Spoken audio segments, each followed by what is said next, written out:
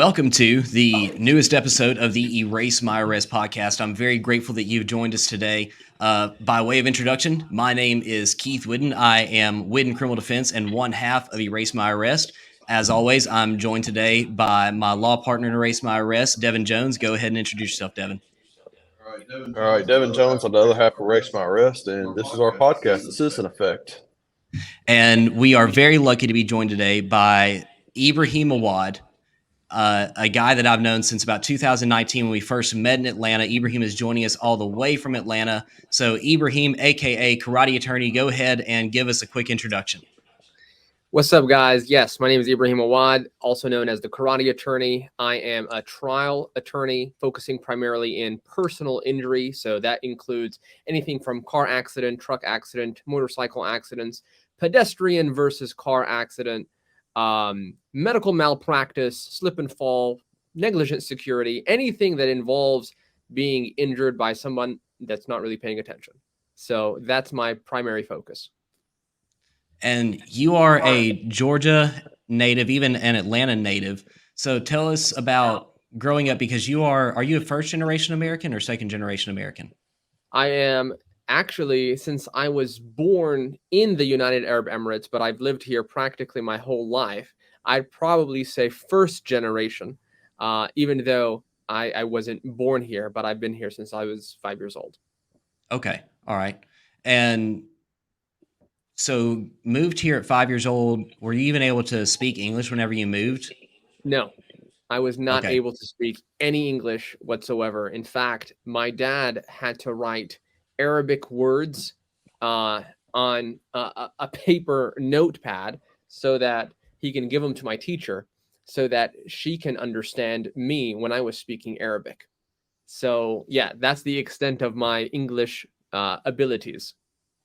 Okay. And so you were just thrown into a kindergarten classroom Yes. in Atlanta, Georgia, and hope for the best.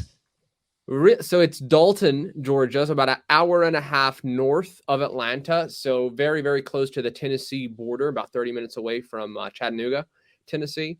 But yeah, so pretty much thrown in there and figured out that, try to figure my way through it. But as luck would have it, I ended up majoring in English and Spanish in college. So I guess it turned out pretty well. So whenever you say you majored in English, does that mean that you studied the literature in? Yeah. Okay. So it wasn't so much just making sure it wasn't studying English and how it what's the word I'm looking for? How it works, I guess, how it operates. It was more about the literature and things like that, which is, you really piqued my interest. I did not know that. I was in English education in undergrad. So tell us, what even put you in the direction like, hey, I want to learn about English? Was it the writing side or was it the literature side? What was it? It actually began because my dad loved Arabic poetry. And so as a child, my dad taught me to memorize a bunch of Arabic poems. And so before I ever learned English, I just had a love for language. And so that really literally translated into the love for the English language. And so when I was in high school and was trying to figure out, my career path and really wanted to pursue becoming a lawyer, I had to choose which way should I go. And I remember I was interning at a district attorney's office at the time, and he told me either do English or math. And I'm like, okay, well, I understand English, but why math? And he's like, well, it's really good for, legal reasoning, deduction. So I actually by then had the better grades in English, and so that's what I did. Okay. And not to get too far off topic, but for anyone that is a prospective law student, would you give them the same advice? Because I've told prospective law students, look, if you are looking to go into law school, pick something either in the business world, so business, management, marketing, things like that. Mm-hmm. Or if you really want to go into more of a liberal arts direction, then look at English, philosophy. Never really threw math in there as a serious consideration. It's always been English or philosophy. What's your thoughts on that for the prospective law student? So business is a really good piece of advice if you're actually going to, or have the ambition to, open up your own firm, right? If you don't, then I don't know how much business school or pursuing a degree in that direction would be helpful. Of course, as trial lawyers, but also as entrepreneurs, business help and advice is extremely beneficial. But I fortunately had that growing up because my dad was a businessman. My uncles were businessmen, so I didn't really need business schooling, and I had a very strong drive in language arts, so that's the path that I took. But if you don't come from a business family, your family members are not businessmen, don't run their own shops or stores or things of that nature, then business school is going to be very, very beneficial. But you really want to pursue the strongest thing that you had in college or in high school. Whatever you were strongest at, you want to become elite at it. That's my advice. I actually talk about this at length about how well-rounded is totally overrated. You don't want to be well-rounded. Well-rounded is just it's a euphemism for being mediocre at many things. And so if you watch individuals who are extremely just the head of their class or the best at what they do, coaches, when they deal with an athlete, for example, in baseball that has an amazing fastball, they will train the fastball over and over again. They won't go into another type of pitch. They're going to train that damn fastball so it's the most incredible fastball you have ever seen. And so that's I like and I gravitate toward that philosophy. Whatever you're great at, like, be freaking elite. And it also corresponds with being extremely focused in a particular niche. So I still do criminal defense work, so that kind of goes against my philosophy, but I just love it so damn much. I love the feeling of fighting the government. But as an exception to that, I want to be known as the personal injury attorney. And if I was even maybe later on in my years, I would probably become more medical malpractice, and probably even later on I would be like super focused in a particular type of medical malpractice.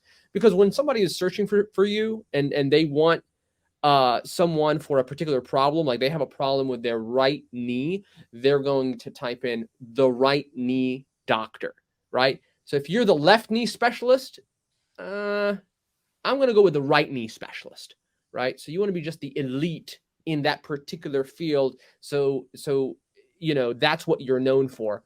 And, this is not something new. It's not out of my cleverness. This has been taught over and over again. But yeah, so whatever you're great at, become even greater.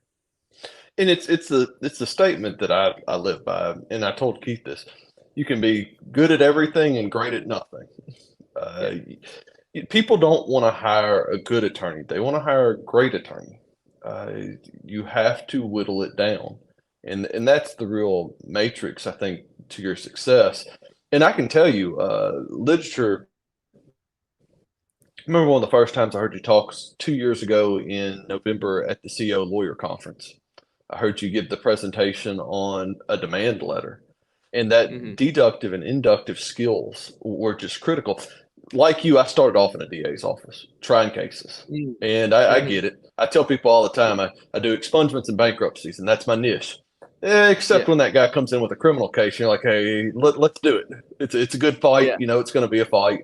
I've made clients sign contracts that if they don't dismiss it, then we're going to trial, because I don't want to do a plea deal. This is a good case. Let's do it. I'm really there for the fight. And,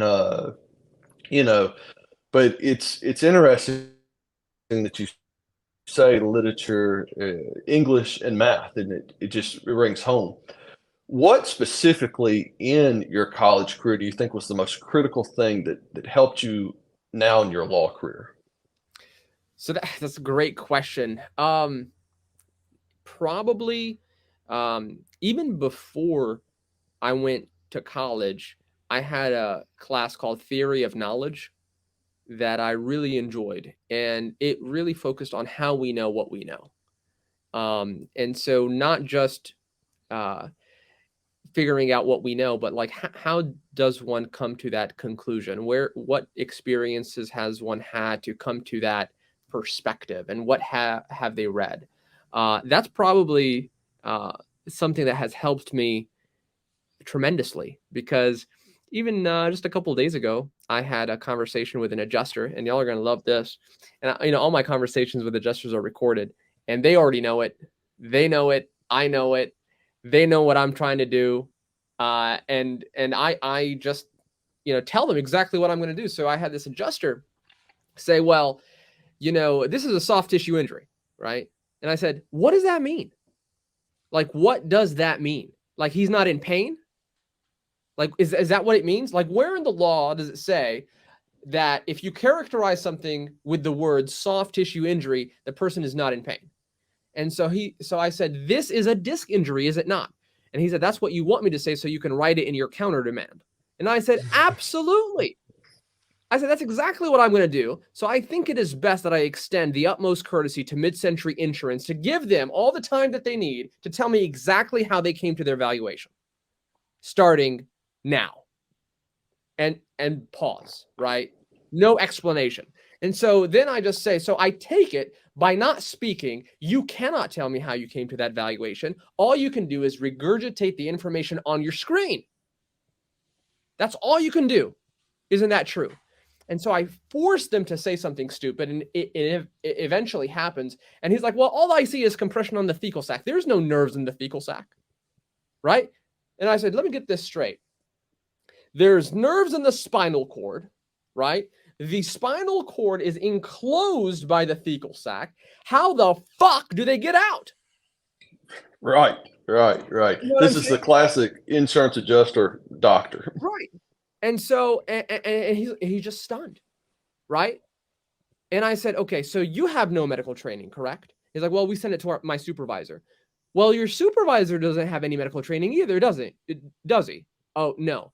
So, okay, so nobody at Mid-Century has any medical training, and yet they don't even know basic anatomy, and they're trying to value this type of injury. I just want to make sure I'm clear, right? And of course, there's not much of a substantive response, right?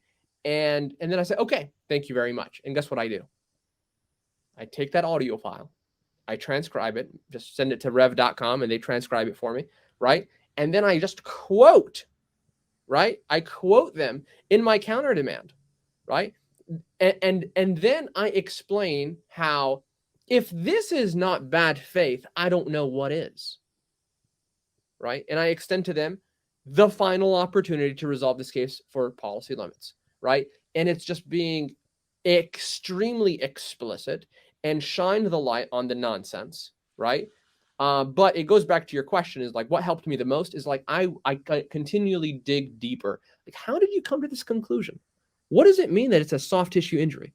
Well, your heart is a soft tissue injury. It is a soft tissue. Your eye is a soft tissue. If I poke your eye, does that mean that I can just say it's a soft tissue injury to convince you that it's not going to be painful? Right? Like, my guy had epidural injections, and I said in my counter demand, I wrote, epidurals is what we give pregnant ladies during the delivery of their child. Should we start calling childbirth a soft tissue injury to convince mothers that it's not painful? You know what I'm saying? Like, just be extremely direct. What are you doing? I want you to try that on a female adjuster next time. And I want to read the transcript whenever you run that by her. Yeah. So, I think that's probably my best answer I can give. Look, I heard you talk that November. What you just did now was life-changing in my practice of personal injury, because you always get that demand. And that demand is just like, oh, we've reviewed the bills, here's your injuries. Yeah. But that counter offer, everybody sends a strong demand letter. And I thought that's where the meat and potatoes is at. No, it's the counter offer. It's the putting them on the position. That's why you're the karate attorney. I mean, look, without a doubt, I think that hour-long presentation is seared into my mind. I came back, immediately told somebody we had a Texas case, notoriously difficult in Texas, no soft tissue damages. This is just a Cairo case. And I said, get the insurance adjuster on the phone. And we went through it. And she told me, well, here, and there. Yeah, we ended up settling it for 3 times what they offered, and quickly. It's amazing that you have that ability, and hearing you do it is it's an awesome trade to have, but it comes from your experience. I want to echo that because I reviewed my notes from your presentation in preparation for this, and that was just to emphasize the impact that you had on me and on Devin and on hopefully on the rest of the crowd.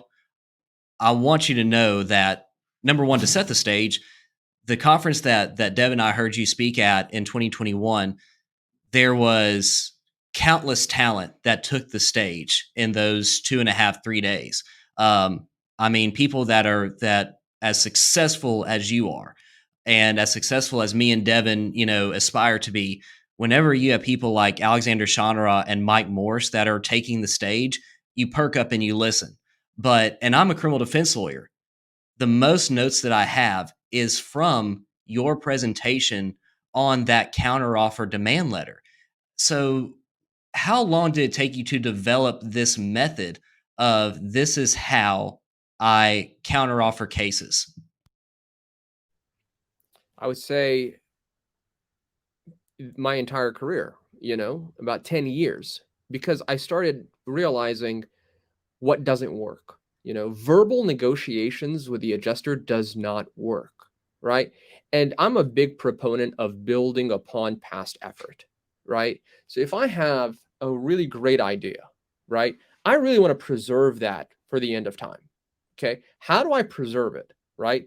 I now create templates on all the arguments that they bring to my attention. So if they say this argument, I know what my response is going to be.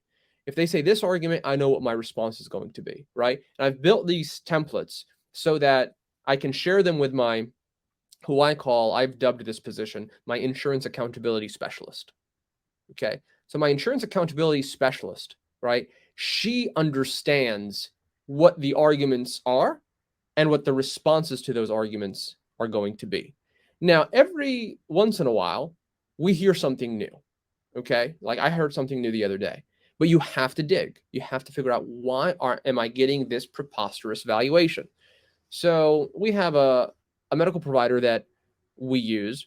They said we only considered $500 of this $2,500 bill. And I said, why? Well, the CPT code that was used in the bill, right, is a generic one. And so we only compensated that CPT item, right, for $40, but it said $746, right? The bill's like $746. So I'm like, okay, hold on a second. You're saying that CPT code is incorrect CPT code. And she's like, yes. Now, see, that's not a problem on their end. That's a problem on my end, right? So now I have to go back to the medical provider. I said, you guys are not going to get paid unless somebody from your billing department actually uses the correct CPT code, because this is a generic CPT code that is, when they run it through their system, it is not acknowledging what it truly is. But see, if I just go with the generic response by, oh, you just want a discount on your bill, I haven't gotten to the truth. I haven't gotten to the crux of the problem. Okay, let's go through these bills one by one. Why are you paying only $40 on this $700 bill? Well, that's what the CPT code shows. And as you can see, the same CPT code is used in the next line item, and it's a different amount. So you see how it's a generic CPT code. I'm like, that's a great point that you just made. Thank you for telling me. I'm going to reach out to my medical provider, right? Now, that was a good, right, addition to my knowledge base. And so then I went through other bills and I saw, oh, the same thing applies. I just didn't know it. I just learned it brand new from that adjuster. So now I'm reaching out to other medical providers to fix this proactively. Okay. But other times they don't even know, right? Other times they just want to hit you with a generic BS that this is what's usual and customary for this geographic area. And I said, where do you get the data points from? right? Where are the data points coming from, right? And so they'll say something like, well, the medical fee schedule, right? Now I have the book, right? So I have you could get it on Amazon, the medical fee schedule. On the 8th page of the medical fee schedule book, it says these rates do not apply to personal injury cases, right? The 8th, I've highlighted it, I've taken a picture of it, and I send it in my counters. You are applying something that does not work on personal injury cases, where the data points, right? Like if you go to fairhealth.com, because Fairhealth is one of those companies that they use to get their data points. If you go on the Fairhealth website, go to the FAQ section, right? And now this is part of my template that I created only a couple of weeks ago. One of the FAQs says the data points are all rates for health insurance, Medicare, and I think it said like, non-insurance rates. Well, if you take the average of the aggregate, right, you know that the health insurance is going to be the least, or Medicare is going to be the least. Thus, taking the average of the aggregate is not appropriate in a personal injury case where a person does not have health insurance. So now that's my response. You don't even know what you're saying, right? Because you've dug and you've found the treasure, right? You just have to put the frustration to the side a little bit and just, figure this out. So every day, Devin, every single day, Keith, we get new ideas, right? New thoughts, and we build upon it. We put them in a template, and we're like, I got a template on, well, this person is older person and thus has pre-existing injury. I got a response for the older person argument. It's not worth it, right? We got responses on that. This person is a young person. He's going to heal quickly. We got that. Our response to that 27-year-old, right? So you have to build a database of these arguments and this information, and then you have to teach it to your people, right? And then you have to teach, your associate attorneys. I only have one associate attorney, but sometimes you have to, tell them you got to push. You got to push these adjusters. Don't make them feel comfortable when you are on the phone with them. And he's like, sometimes I get some resistance, right? Because I am unreasonable and I claim it, right? I claim it. If you call me unreasonable, I'm going to say, thank you so much. I'm doing my job, right? As Nipsey Hussle once said, all progress is measured by the unreasonable man, right? So he says to me something like, but they're just not going to accept, right? And I say, I don't care. I don't care. You got to push. You got to push. And you got to believe. And if it was you wouldn't settle. If it was your brother, you wouldn't settle. If it was your sister, you wouldn't settle. You just would not settle. And sometimes this is all it takes, right? Extreme confidence. And so, he had a case the other day. First offer was $65,000. And I'll tell you all the truth. We had no theory of liability. We don't know how the hell this wreck happened. It was a 7-car collision. We don't know how the hell this wreck happened. And he kept on saying, we know how the wreck happened. We know exactly how the wreck happened. And the dash camera on your tractor trailer will prove it. Now, it was a complete bluff. It was a complete bluff. But it was enough to get that case from $65,000 to $150,000 settlement, right? And so sometimes, I think about, am I just feeding people a bunch of nonsense, like a bunch of garbage, like this esoteric, amorphous, believe in yourself nonsense? And then I see stuff like that happen. A $65,000 case turns into a $150,000 case. A $23,000 case turned into a $250,000 settlement. A $2,000 in medical specials result for $100,000. And then I'm like, oh shit, there is something to it, right? There has to be something to it because there is no explanation. How the hell can you go from $65,000 to $150,000? No theory of liability, no evidence of, forever injury, right? No impairment, nothing other than we can't wait to file a lawsuit and get your dash camera footage. You know what I'm saying? So that was a very long-winded answer, but it's a everyday process. It's an everyday process to get 1 degree further, 1 inch more, and then build upon it. So I spend a lot of time adding to my databases, adding to my, I send out a memo. So we have a email that's team@theawadlawfirm.com. Whenever I have some new thought, new idea, I'll send an email, team@theawadlawfirm.com. Hey, this is something new. I want everybody to be aware of it. Another hack that I have is on YouTube. So I have several playlists, and they're all private. And so these private playlists, if I need to, I think, hey, we're deficient in this one area, I'll send the playlist to my employee and say, review this playlist, right? It's a playlist of videos that answer several FAQs, several things: how to speak to a client, how to speak to an adjuster, what does a good job look like, And so rather than repeating myself a gazillion times, I'll just send it to, my staff member, right? So I have one playlist that has maybe 75 videos, right? I say, you know what? I don't care. Take the day off, review those videos, and then come back Tuesday, So it's just a little bit at a time, and it takes a long time, brother. It takes a long time. But I am the type of personality I have. I gravitate towards slow, sustained growth than, all of a sudden doing something big and then not having developed the culture, with my people that I need to ensure that everybody truly wants the best for the other.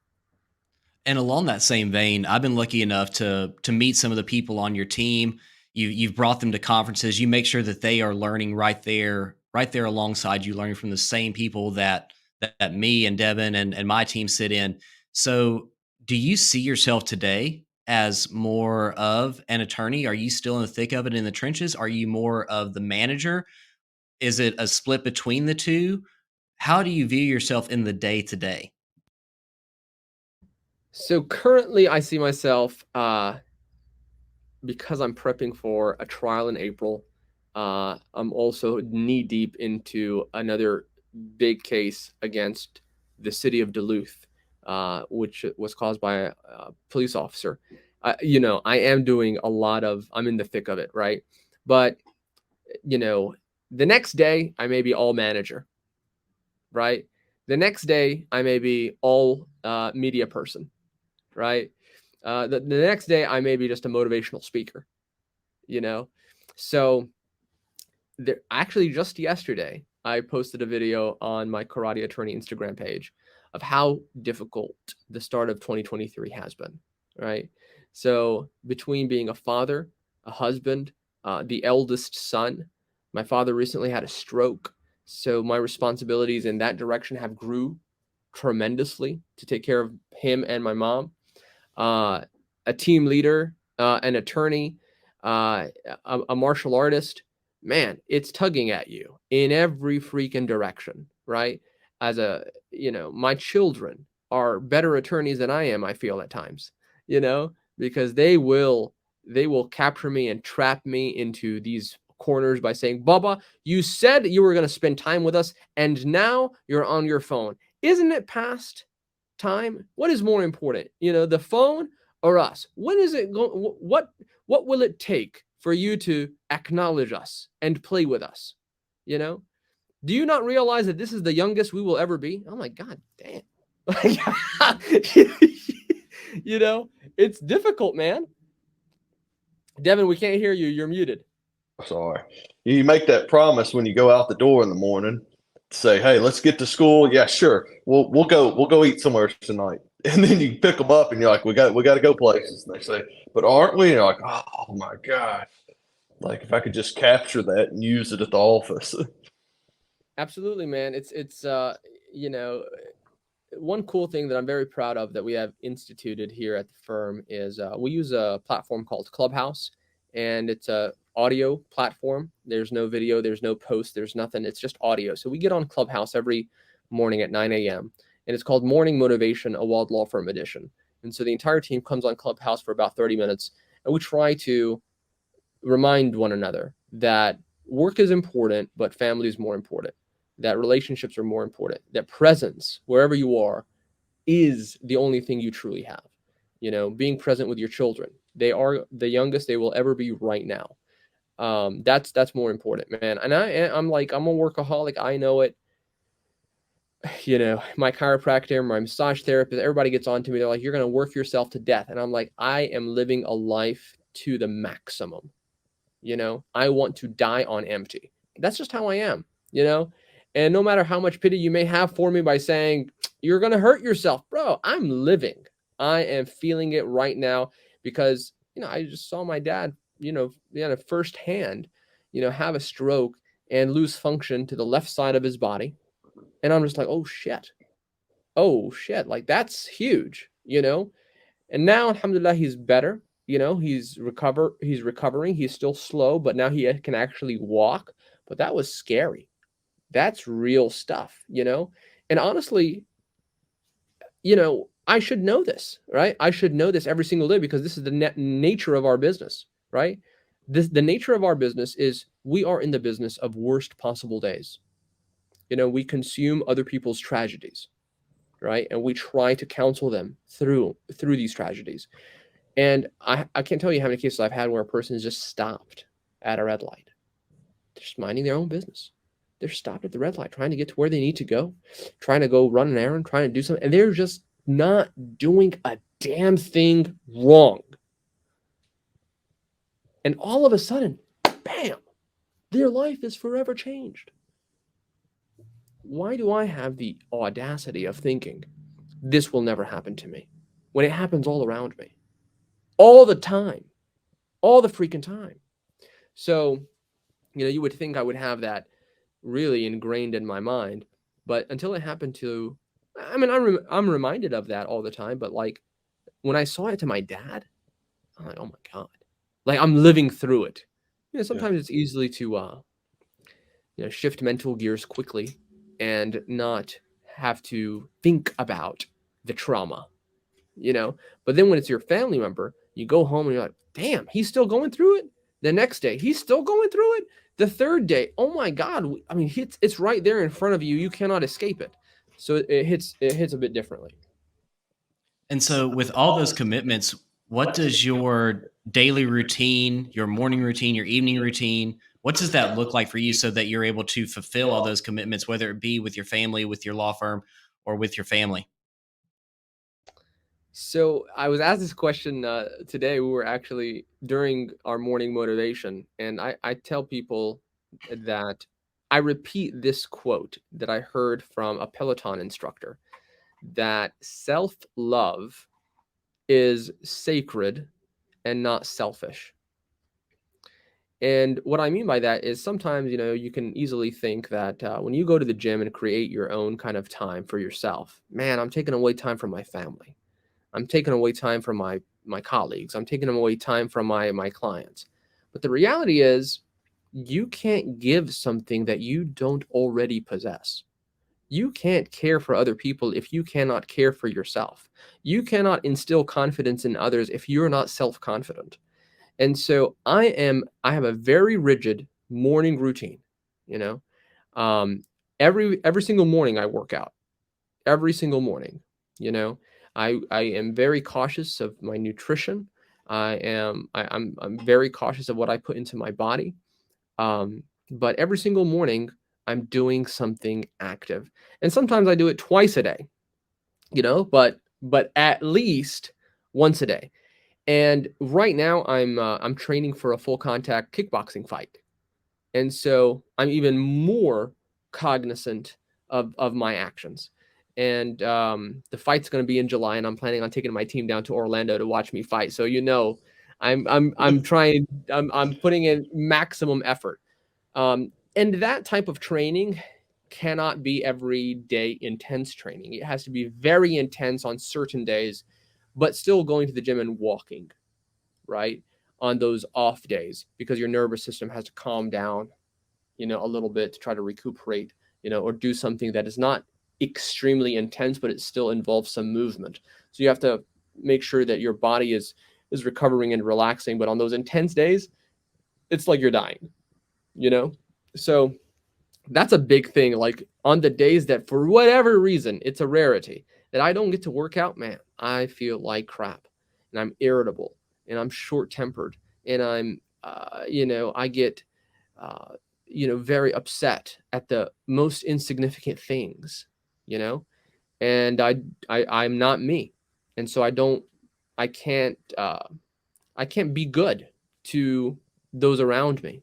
And so that's a problem. So I have to take care of myself first for others. I heard Zig Ziglar say the other day, it's not I'm taking care of you for me. It's I'll take care of me for you, as long as you can take care of you for me.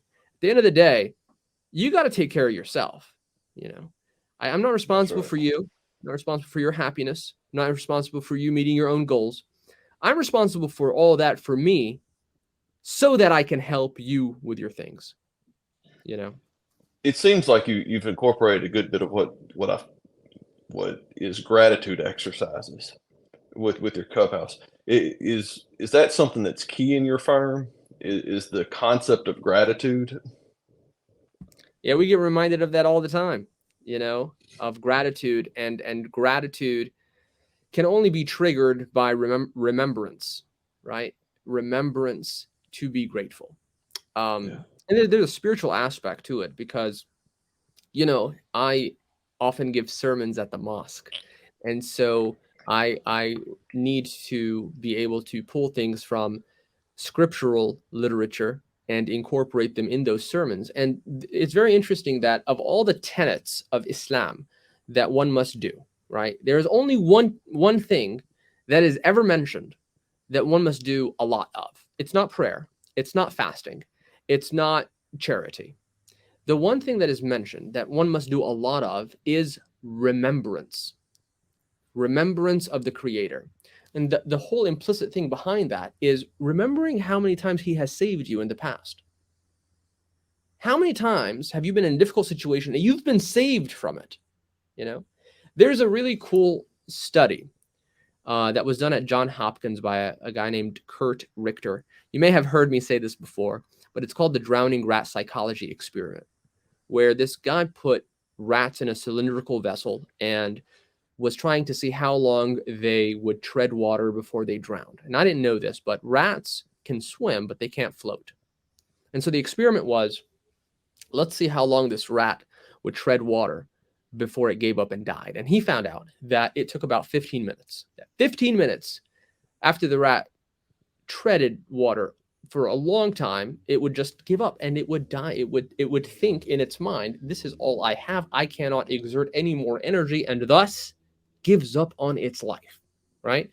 So then he would put another rat in the vessel, right? And right around the 15-minute mark, he would scoop in, pat it dry for a few seconds, and then put it back in the water, right? Now the question is, how long do you think this rat that has just been saved, if you will, is put back in the water? Now, it didn't have time to rest. It was just patted dry, right? And I ask this question to students that I mentor, I've asked it to my colleagues, and initially, everybody says, well, maybe 5 minutes because it's already tired, maybe 10 minutes, maybe another 15 minutes. And the surprising answer is that on average, it was 60 hours. 60 hours. Now, that's a 240x multiple. Now, why the hell did this rat who was saved the first time last 240 times longer? And the conclusion that Dr. Richter came to was that it remembered it was saved before. It remembered and it thought in its mind that at the last minute, right before I die, this magical hand is going to swoop in and save me again, right? One rat lasted 83 hours in his study. Now, good gracious, if that is what the power of hope and gratitude and remembrance has on rats, what type of effect would it have on us? If we it takes what David Goggins says. I think David Goggins says we only tap into about 40% of our capability.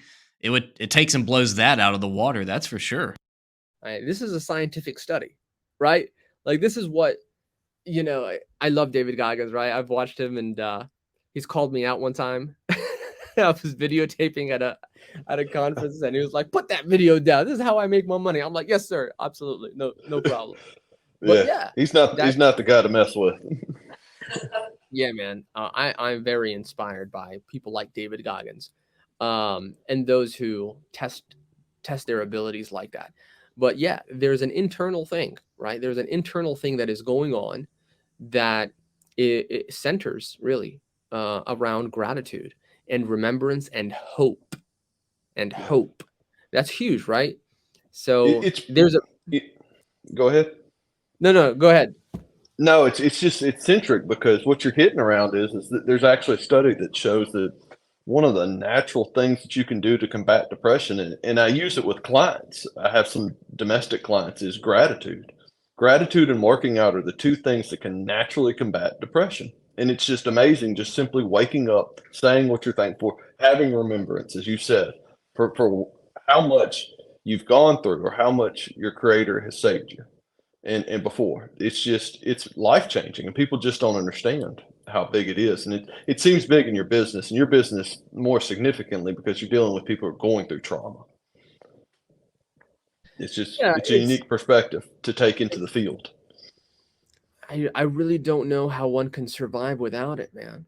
I mean, people are dealing with some serious stuff, man. And pain is the antithesis of pleasure, right? So it will ruin everything. When you're in pain, it sucks the treasures of life. And that's just what happens. And so if you don't have something that you can rely on to get you through that, I really don't know how you can do it. And I know from personal experience, our if you were to measure faith, right? If you were to measure the strength of one's faith, it's never like this all the time at a high. It fluctuates, right? Sometimes you just like feel down and like you lose a bit of faith, and that's natural. And in those moments that I've not been hopeful and remembered and been grateful, man, I struggle, right? Because my energy is being tasked in so many directions. And so I feel very, very bad, very bad to the point depression, to the point of suicidal thoughts. Am I even worth it? Am I really an attorney? Like, will anyone be bothered if I'm gone? Right. And then you have to kind of step back, and be like, oh, whoa, that's really dark.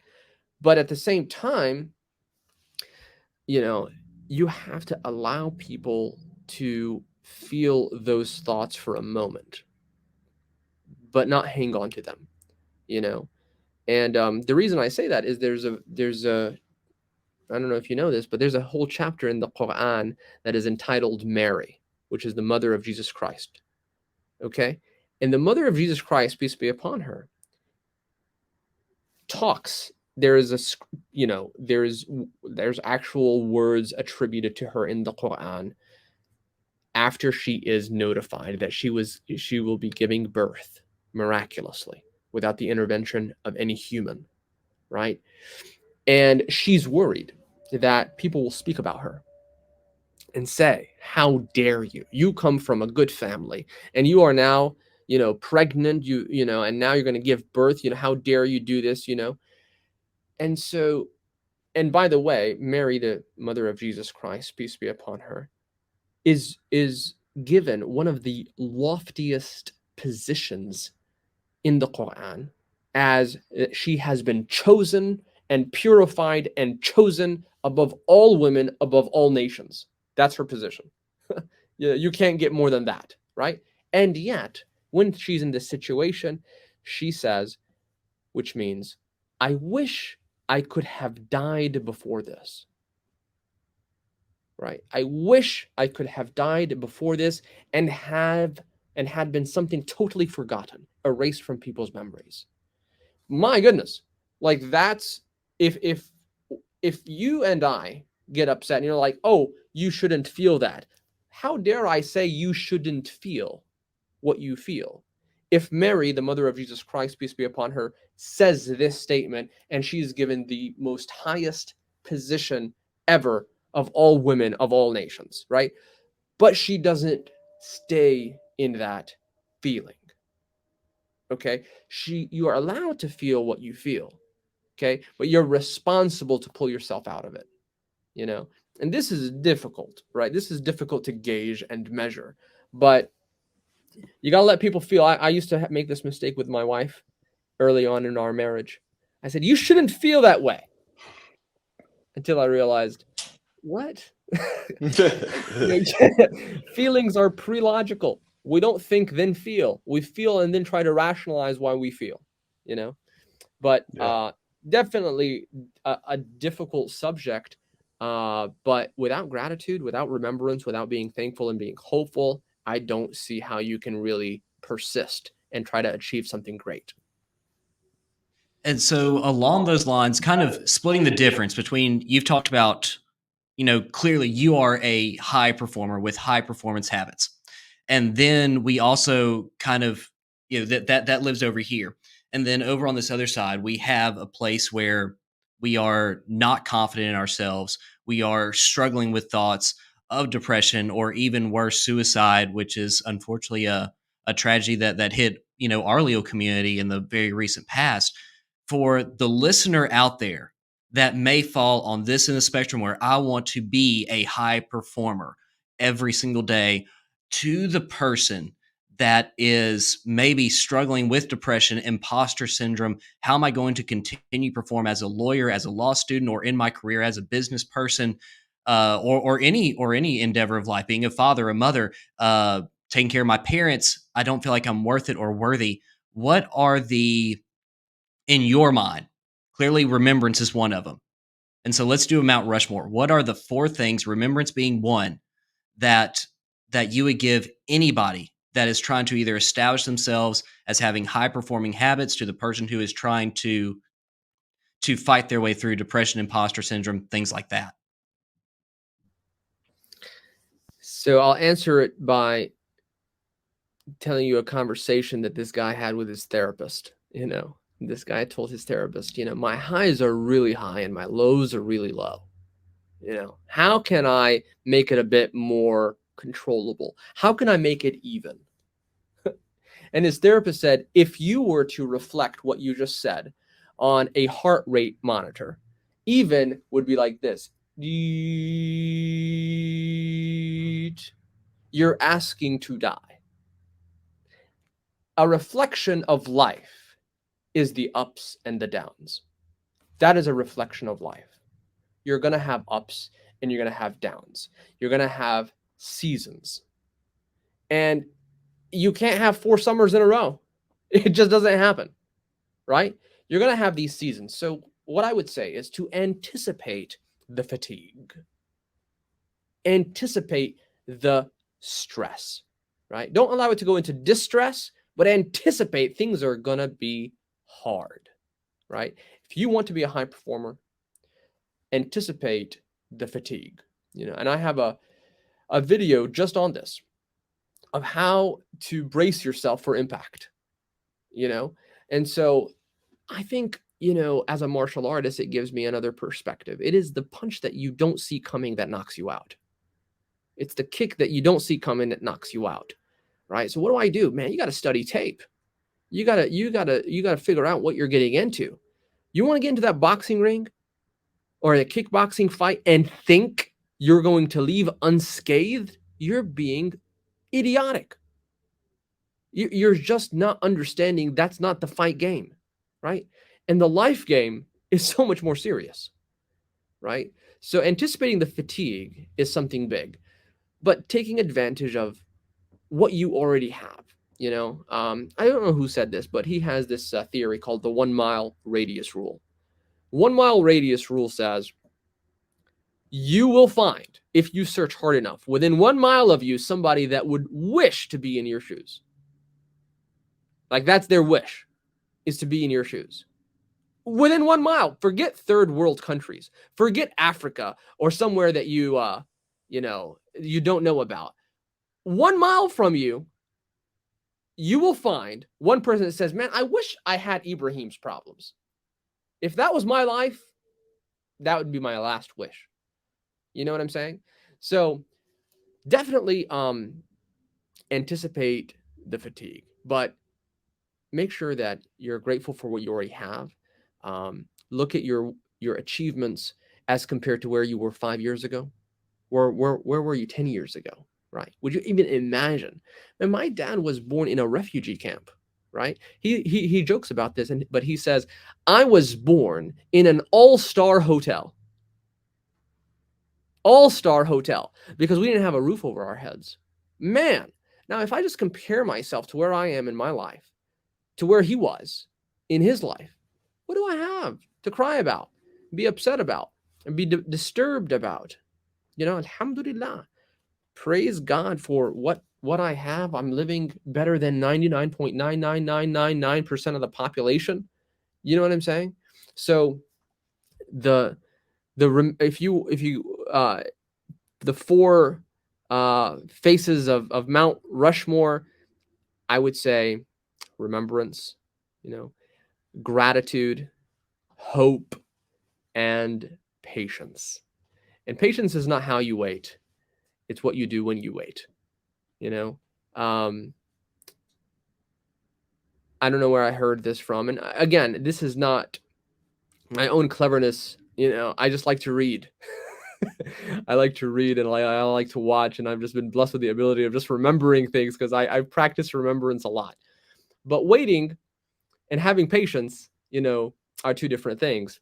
So it's not tapping your foot waiting before you get called at the doctor's office. That's not having patience. It's how you wait, you know? So I think that is congruent with the idea of anticipating the fatigue. The tough times are going to come, right? Just make sure you brace yourself, acknowledge that they're coming. But after that, it's going to be short. It's the time period is going to be short. It won't last forever. You're going to go through it right now, but it's not going to last forever, because after winter, spring will come. You know, you're going to have another season, right? Just be grateful for what you have and have the patience and acknowledge that everything happens for a reason, as long as you are progressing. As long as you are progressing, you know, that's the key to happiness. Last thing that I'll say, and I think our time is winding down. I heard something the other day, which talks about the pursuit of happiness. And this scholar, his name is Omar Suleiman. He said that's incomplete. You know, we should not pursue happiness. We should pursue purpose. We should pursue purpose, because purpose gives us meaning, gives us contentment. And with that, inevitably happiness will follow. But sometimes we skip ahead. But it's easy to put it backwards. Right. So we were pursuing happiness, right? But then all we're really pursuing is this instant gratification. And so we're in this constant loop. You know, it seems like we're on a hamster wheel. We shouldn't pursue happiness. That should not be the end goal. You know what I'm saying? It is a byproduct of finding purpose and finding meaning in what you do. And I'll end with that. Yeah. Never better said. It's always enlightening to hear from you or hear from your brother. The spirituality, the mindset that you take into the game is really the game changer with you. And your ability to cut through, dive to the problem, resolve it, and go. Thank you. Ibrahim, before we do go, where can the listener find you on social, find you on the internet? So I do my best to use the exact same name, which is Karate Attorney. So you can find me on Instagram, on Facebook, on Snapchat, on Clubhouse, on Twitter, and on YouTube as Karate Attorney. You'll find Awad Law Firm as well, but so, you know, Karate Attorney is me, you know, is who I am, you know, so you'll find some personal things about me and my family on those pages. And the Awad Law Firm is my firm. So it's more than me. It's the team, you know. So, yeah, I would be grateful if you look me up, and I hope to have given even a little bit of, you know, motivation, you know, inspiration, because I feel like we're surrounded by so much negativity that we have to really swing the pendulum hard in the other direction to fight it. Well, I can say for sure that I've been very, very inspired, very motivated just after this 1 hour talk with you. Heck, we're going to have another one of these in July so you can tell us how that fight went and how the team enjoyed being taken down to Orlando to watch you dust up with someone else or a couple other guys. Is it a tournament or is it a Yeah, okay. It's a kickboxing tournament. Okay. So, obviously it's scary as hell, right? What if I take the team down there and get knocked the hell out? You know what I'm saying? How embarrassing would that be? Right? Like one of these slap fight videos. Oh man, listen, it's supremely embarrassing, right? I've had one. Yeah. I've had one full contact kickboxing fight when I was 16 years old, and I lost by decision, right? So I kind of looked back at that just a couple of months ago and said, man, I can't stop with one loss like that. Right. I got to go back and do something, but it's scary as hell, right? Yeah. Having my whole team, try, to console me after getting knocked the hell out, that's embarrassing. But as Gary V says, that's the cost of entry, right? Yeah. If you want to be great, the cost of entry is embarrassment. So you got to risk it, man. You got to put it on the line. But hey, man, I want to be, God willing, if God grants me the longevity of being 65, 75, I want to look back and say, I'm glad I did that and not wimped out. You know what I'm saying? So we'll see how it goes. Yeah. Best of luck, man.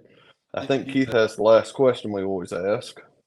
Yeah, I do. So before we wrap this up, we do need to ask, what is going to be your citizen effect? How are you going to leave the space or spaces that you are in better than the way that you found them? I definitely want to give all the education, all the knowledge, all the tips that I have gained to the public. We refer to the last test that we take before we become attorneys as the bar exam, right? And I want to raise the bar of legal knowledge for the public, so that's kind of my addition for the community from an academic, from a mental perspective. From a spiritual perspective, I want to really mentor as many people as I can to hold on to something that cannot be measured, hold on to something that cannot be seen, just have some faith.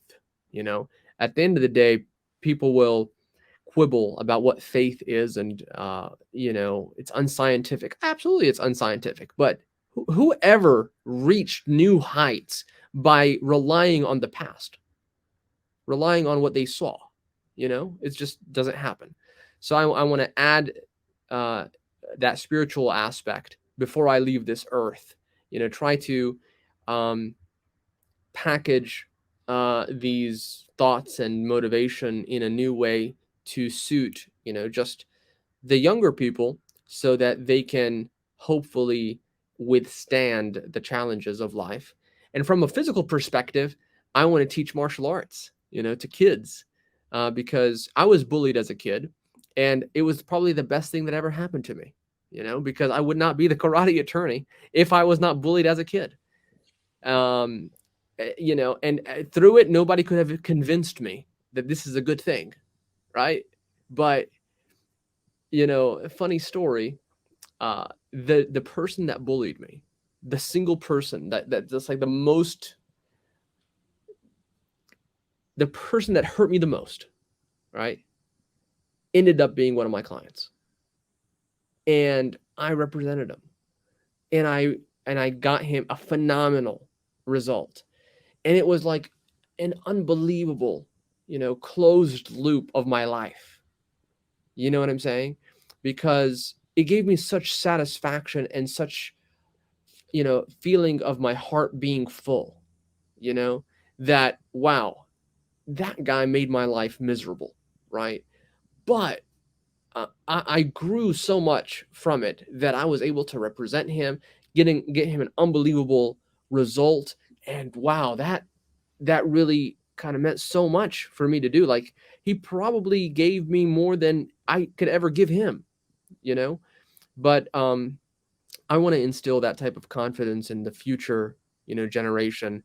And it was really given to me out of love, honestly. My martial arts instructor, we couldn't pay him. We didn't have money to pay him.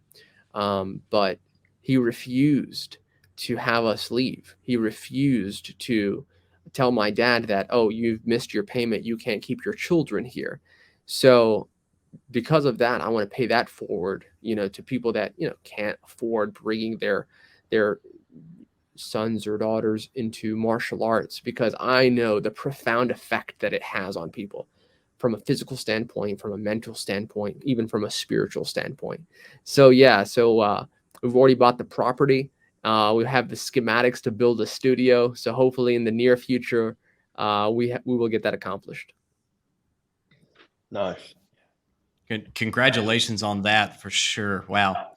I think this is it. I don't think we have any better stopping place. Ibrahim, thank you so much for joining us for this hour. Look forward to seeing you again soon. Look forward to having you on the podcast again soon.